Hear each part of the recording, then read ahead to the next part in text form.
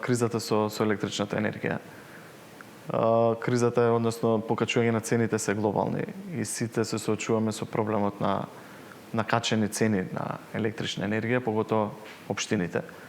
Ние за среќа како општина имаме договор кој важи до мај, цената е многу малку покачена, со тоа што после мај ќе треба, односно уште од сега планираме да се отпочне со тендерската документација за да имаме што подобра цена.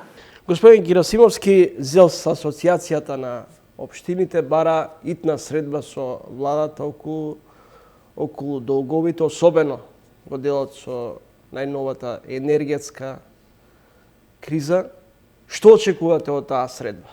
Во меѓувреме премиерот Ковачевски ви порача може да се видиме, да имаме состанок, но прво рационализирате си ги сопствените трошоци во општините.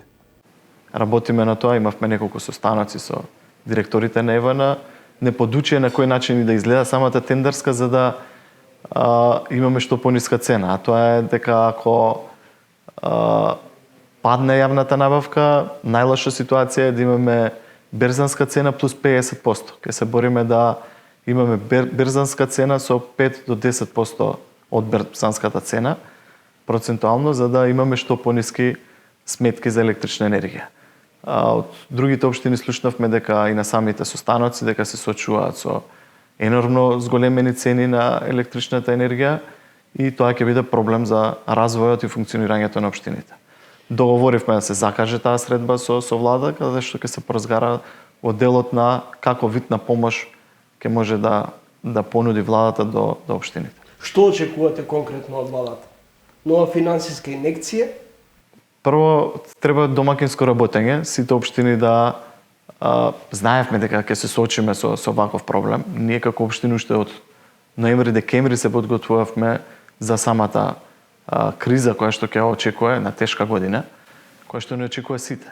Не само општините, и владата, и граѓаните, цените се зголемени сегде. Очекувам од страна на владата да има разбирање, да има некаков вид на помош.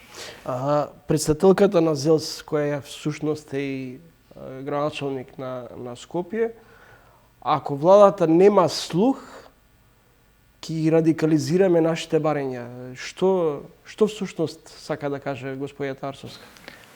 Пак ќе се навратам на тоа дека граѓаните не бирале за градоначалници на општините. И ние треба да ги водим истите. Имаше до таму и муабети да ги изгаснеме светилките. Не, граѓаните не бирале за да ние ја водиме општината и да има развој.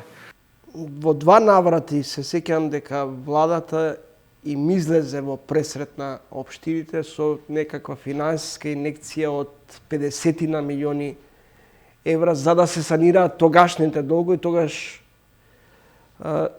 ми се чини дека тоа беше за затворање на дел од буџетските општински дупки. Дали сега очекувате повторно да добиете кеш пари на невидено, без при тоа да прикажете за што всушност ќе ги трошите тие средства? Искрено не очекувам и не е добра одлука. Пак ќе се навратам. Домакинско работење. Имаме буџети, треба да се ги програмираме и да оваа криза ја издржиме. Има општини кои што стварно немаат многу средства. За среќа општина Центар во добра темпо и кондиција. Општините, како што знаете, се финансираат од комунали, од даноци и така натаму. Во моментов истите ги наплатуваме и буџетот е во добра состојба.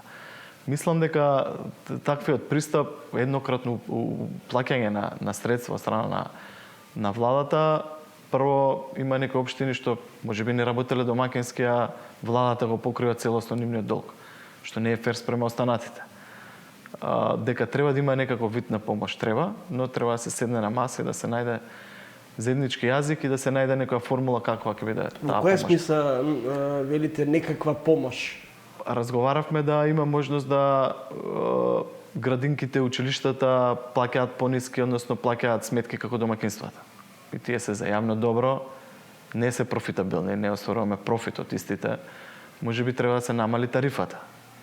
Треба да размислуваме во таа насока како би помогнала владата, а не еднократна помош која што кризата ќе трае можеби година дена. После таа еднократна помош повторно ќе се бараат средства. Имате ли увид што како општини изгубивте или добивте со замрзнувањето на урбанистичките планови? Донесовте одлука за мораториум за градба. Општина Центар изминатите 3-4 години имаше, како што кажавте, мораториум, суспензии, целосна забрана за градба, освен во деловите каде што не важеа мораториумите, каде што беше согласен ГУПОТ и ДУПОТ, 107, Кале и други дупови кои што беа усогласени каде што немаше мораториум. Но на остатокот од општината имаше мораториум и забрана за градба. И како што нагласив, општините се финансираат меѓу другото и од данок на имот, но и од даноци односно од самите градби.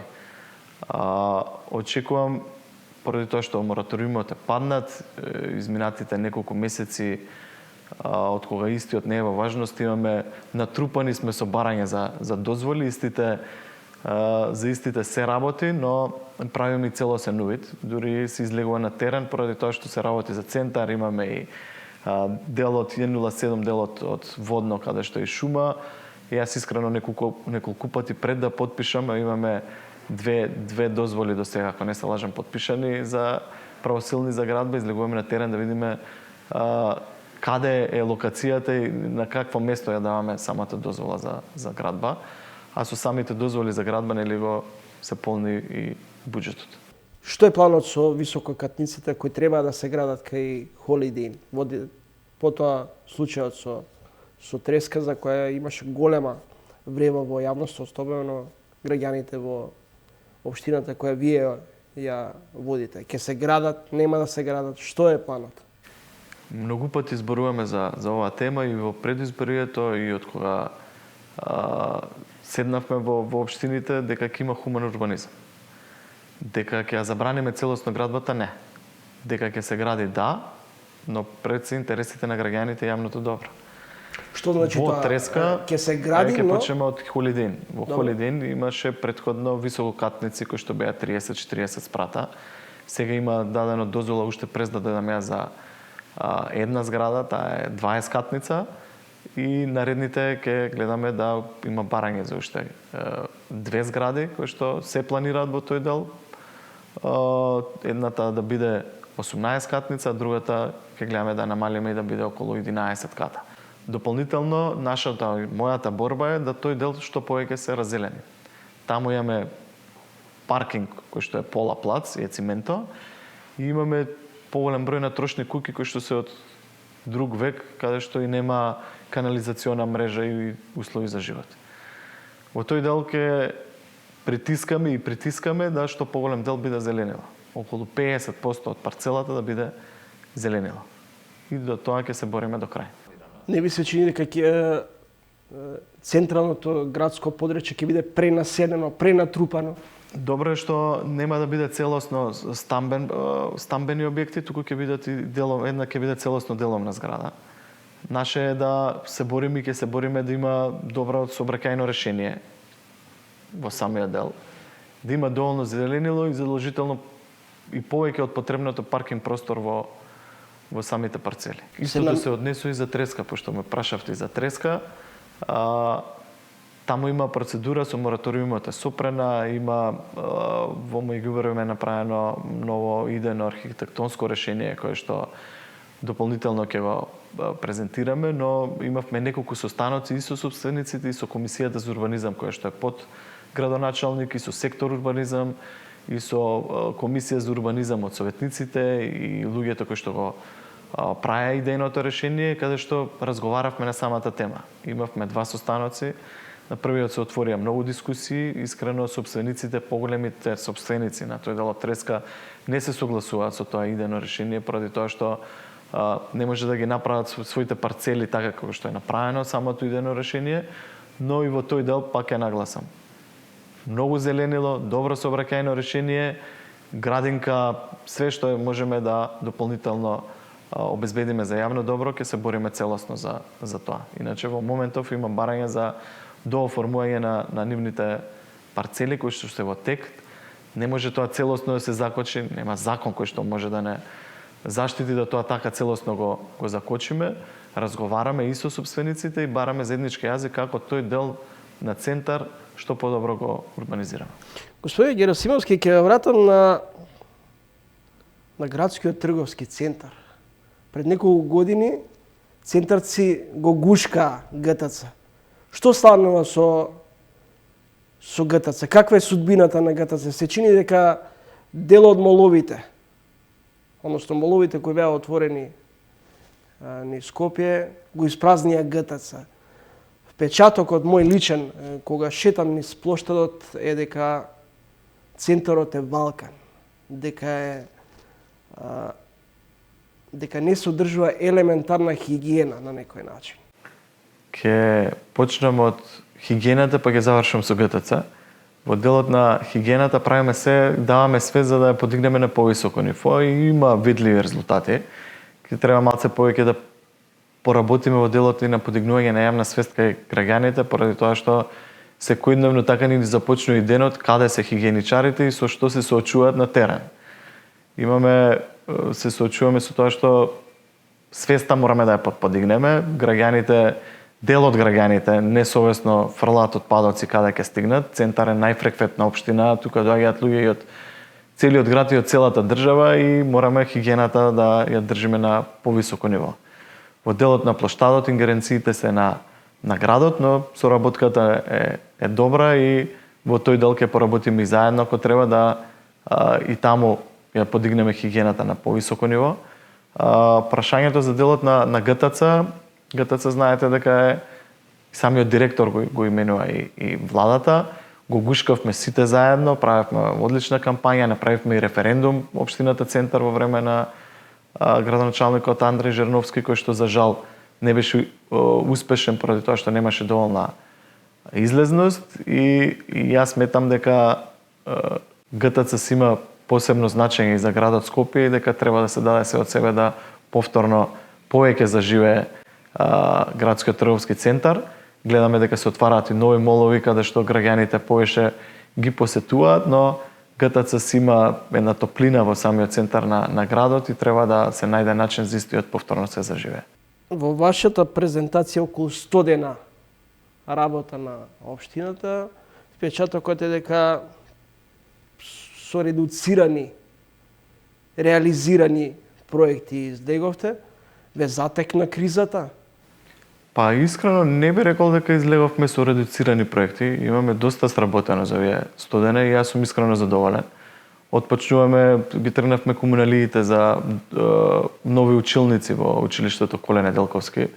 Планираме нова градинка која што ќе почне наскоро, ги тргаме и тие комунали, чекаме проценка на комуналиите од град Скопје, за истите ги тргнеме, истите се тргаат на совет на општина Центар и на град Скопје. По тргањето на комуналиите почнуваме и со тоа училиште. Во делот на хигиеничарите што ни беше и изборно ветување, при крај е функционалната анализа во паркинзи на општина Центар, каде што истите ги префрламе таму и ги подобруваме нивните услови и за работа и за покачување на финансиите. Дополнително имавме многу состаноци, почнавме да го средуваме урбаниот хаос, односно хаосот на тротоарите, ставаме нови столчиња, ги ослободуваме тротоарите, имавме неколку состаноци, договараме нови паркинзи во локациите кај што е најфреквентно во Бунјаковец, во Дебар Мало, нови тоалети во дел од градинките. Имаме доста проекти кои што искрено јас сум задоволен за овие 100 дена. Краток е периодот, не може да направиме некој капитален проект кој што за 100 дена ќе се реализира, кратко е времето, но отпочнати се работите да во текот на годината ги завршуваме. Најавивме 14 нови улици. Има доста проекти искрено кои што се отпочнати овие 100 дена. Каква е соработката со градоначалничката на град Скопје? И председателка на ЗЕЛС? Имавме неколку состаноци. Последниот беше баш кога имавме ЗЕЛС, после тоа имавме и состанок со градоначалничката и со урбаните заедници на општина Центар, каде што разговаравме во делот на проблеми со кои се соочуваме, кои што треба заедно да ги решаваме со градот, каде што они имаат ингеренција од делот на одредени булевари и слично. Сега за сега е добра самата соработка. Јас се надевам дека не постојат во моментов некакви концепцијски разлики или партиски конфликт. Па искрено не и не треба да биде така поради тоа што ние сме за интерес на граѓаните и избрани, треба да се бориме за нивните интереси. Мислам дека тука треба да тргнеме политиката на страна и да се бориме целосно за потребите на граѓаните во општината Центар и во градот Скопје. Направивме работни групи каде што нашите урбанисти заедно со урбанистите од градот ќе ги туркаат овие дупови кои што се во процедура и малце се во застој. Имавме неколку состаноци со транспортни врски, поради тоа што тие се институциите од кои што зависиме за да се донесе дупот во Советот, да се изгласа и да ги тераме сите дупови понатаму. Можам слободно да кажам дека сега за сега сум задоволен за досегашната соработка и се надевам дека истата ќе биде уште на повисоко ниво и не само соработката со градоначалничката на градот Скопје, туку и со сите градоначалници во останати 9. Ние сме 10-тите од градот Скопје. Ви благодарам за гостувањето во емисијата. Ви благодарам на поканата. Почитувани гледачи, тоа беше Горан Герасимовски, градоначалник на општина Центар. Со ова ги продолжуваме циклусот на разговори со градоначалниците на земјата.